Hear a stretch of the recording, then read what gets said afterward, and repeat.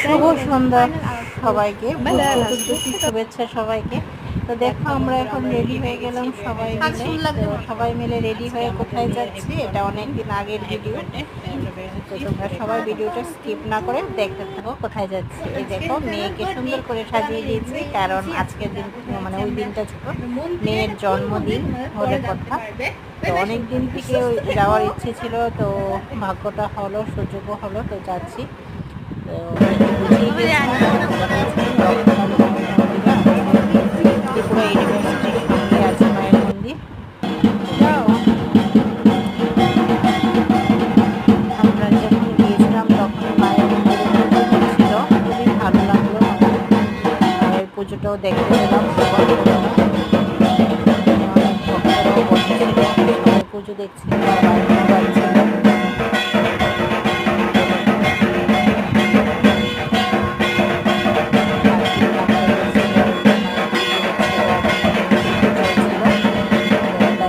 জবাব দিতে আমি দিলাম। তো যখনই পুজো হচ্ছিল মন্দিরে অবশ্যই আমার ভিডিওটা দেখে লক্ষ্য করে কবুতর ছিল মায়ের মন্দিরে, বসানো ছিল, দেখে খুব ভালো লাগলো।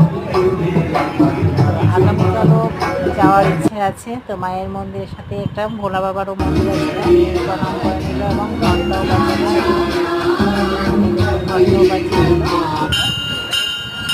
তো এখানে কামধেনু, তো কামধেনু মনের কাছে যদি কানে কানে বলা হয় তো মনের ইচ্ছে মতো পূর্ণ হয়। তো মেয়ে সেটা করে নিল, আমি ভিডিও করে নিলাম।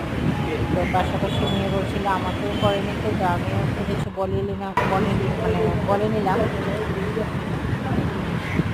দেখো জানি না সব কিছু মনের আশা পূর্ণ হবে কখন, কবে।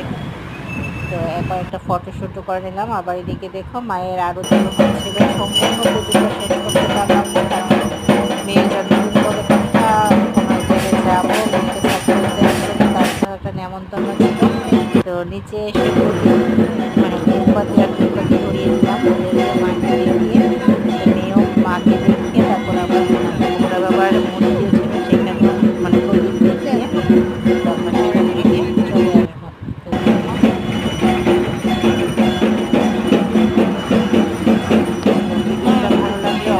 বসিয়ে দাও, বসিয়ে দাও, দেখাও মারে দেখাইলো।